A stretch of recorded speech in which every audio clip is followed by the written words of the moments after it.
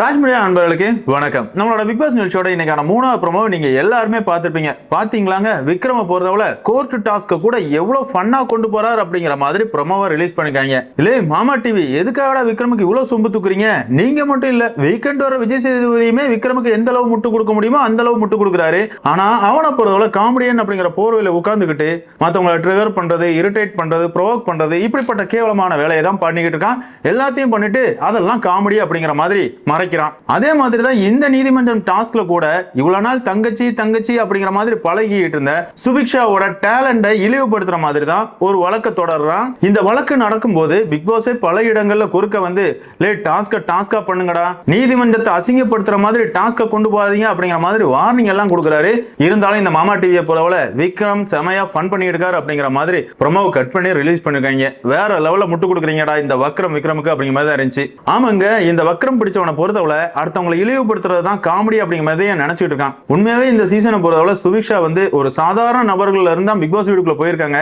இருந்தாலும் உள்ள போனதுக்கு அப்புறமா அவங்களோட ஆர்வத்தால ஒரு கலையை கத்துக்கணும், பீட் பாக்ஸை கத்துக்கணும் அப்படிங்கிற மாதிரி கத்துக்கிட்டு அவங்களால என்ன முடியுமோ அதை பெஸ்டா தான் பண்ணிட்டு இருக்காங்க. அது மட்டும் இல்லாம அந்த கலையை பயன்படுத்தி மீனவர்களுக்கான பாட்டெல்லாம் பாடினாங்க. எல்லாமே சூப்பரா இருந்துச்சு. இப்படி சுபிக்ஷாவை பொறுத்தவரை கடந்த 2-3 வாரங்களாவே அவங்களோட பெர்ஃபார்மன்ஸ் வேற லெவல்ல இருக்குது. என்னடா சாதாரண பொண்ணா பிக் பாஸ் வீட்டுக்குள்ள வந்த சுபிக்ஷா வந்து வாரம் வாரம் ஸ்கோர் பண்ணிட்டு இருக்கா. வீக்கெண்ட் வர விஜய் சேதுபதியுமே சுபிக்ஷாவை பாராட்டுறாரு. இதெல்லாம் என்னால எப்படி ஏத்துக்க முடியும்? என் மனசுல இருக்கிற வன்மத்தை நான் கொட்டியே ஆகணும் அப்படிங்கிற மாதிரி இந்த நீதிமன்றம் டாஸ்க்ல சுபிக்ஷா பண்றதெல்லாம் டேலண்டே கிடையாது. அவளை பொறுத்தவரை இங்க இருக்கிற எல்லாரையுமே இரிட்டேட் பண்ணிட்டு இருக்கா. அவ எப்பவுமே பாடிக்கிட்டு சுத்துறதுனால எங்க காதுல இருந்து ரத்தம் வருது அப்படிங்கிற அளவுக்கு சுபிக்ஷாவோட திறமைகளை இழிவுபடுத்துறதுக்காக தான் இப்படி ஒரு வழக்க தொடர்ந்திருக்காரு. இந்த இடத்துலயும் நான் ஒரு காமெடி பண்றேன் அப்படிங்கிற பேர்ல அது எல்லாத்தையும் மறைச்சிட்டு அவரோட வன்மத்தை கொட்டுறாரு அப்படிங்கறத என்னோட கருத்து. சரி, என்ன இருந்தாலும் இப்ப லைவ் ஸ்ட்ரீம் பார்த்தோம் அப்படின்னா அரோரா கொடுத்த வழக்க பிக் பாஸ் ஏத்துக்கிறேன் அப்படிங்கிற மாதிரி சொல்றாரு. அதை பார்க்கும்போது என்னமா நீ பண்றதெல்லாம் பாரு பண்ற மாதிரி எழுதி வச்சிருக்க, இதெல்லாம் ஒரு வழக்காமா அப்படிங்கிற மாதிரி தான் நமக்கு இருந்துச்சு. ஆமாங்க, அந்த வழக்குல அப்படி என்ன சொல்லிருக்காங்க அப்படின்னு பார்த்தோம்னா அரோராவை பத்தி பாரு வந்து எல்லாருக்கிட்டையும் புரணி பேசிட்டு இருக்காங்களாம். இதெல்லாம் சொல்றதுக்கு உனக்கு என்னமா தகுதி இருக்குது?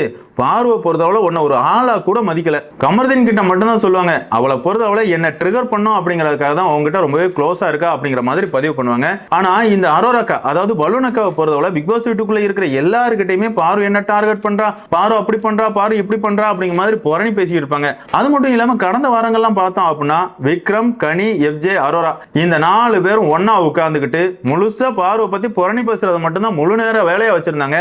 இந்த அரோராக்கா வந்து பாரு புரணி பேசுற என்ன பத்தி அப்படிங்கிற மாதிரி ஒரு வார்த்தையை எழுதியிருக்காங்க. அது மட்டும் இல்லாம அரோரா நாமினேட் ஆகலன்னா என்ன அரோரா நீ நாமினேட் ஆகலையா அப்படின்னு கேக்குறாங்க. அது மட்டும் இல்லாம என்ன நாமினேட் பண்ண சொல்லி பல பேரை இன்ஃப்ளூயன்ஸ் பண்றாங்க அப்படிங்கிற மாதிரி அரோராக்கா சொல்றாங்க. அரோராக்கா பார்வை பொறுத்தவரை உங்களை மட்டும் சொல்லல, மிச்சர் தின்னுட்டு பிக் பாஸ் வீட்டுக்குள்ள எதுக்காகடா இவன்லாம் இருக்கான், இவனெல்லாம் எதுக்காக நாமினேட் பண்ணல, இவன்லாம் இந்த அன்பு கேங்ல இருக்கான், அதனால இவன் நாமினேஷன்லயே வர மாட்டான், இவனெல்லாம் கண்டிப்பா நாமினேஷனுக்குள்ள கொண்டு வரணும் அப்படிங்கிற மாதிரி பிக் பாஸ் வீட்டுக்குள்ள மிச்சர் தின்னுட்டு இருக்கிற எல்லாரையுமே பாரு சொல்லியிருக்காங்க. பலூனக்காவை மட்டும் சொல்லல. இருந்தாலும் பலூனக்காவை பொறுத்தவரை என்னமோ அவங்க பெரிய ஹீரோ மாதிரியும் அவங்கள மட்டும் தான் பாரு டார்கெட் பண்ற மாதிரியும் அவங்க நினைச்சிட்டு சுத்துறாங்க. அது மட்டும் இல்லாம பாரு நான் பிக் பாஸ் வீட்டுக்குள்ள இருக்கிறது உனக்கு கடுப்பா இருக்குதா, நான் எவிட் ஆகி போகணும்னு நினைக்கிறியா அப்படிங்கிற மாதிரி ஒரு வழக்கம். இதெல்லாம் என்ன வழக்கு அப்படிங்கறதே தெரியல, கேள்விதான் கேட்டிருக்காங்க. இருந்தாலும் அதுதான் வழக்கம். அவங்கள பொறுத்தவரை என்ன நீதி வேணும் அப்படின்னா அரோரா வெளியே போகணும் அப்படிங்கறதுக்காக தான் பாரு இதெல்லாம் பண்ணாங்க அப்படிங்கறத பாரு ஒத்துக்கணுமா. இதுதான் வழக்கா இருக்குது. இதெல்லாம் ஒரு வழக்கே இல்ல.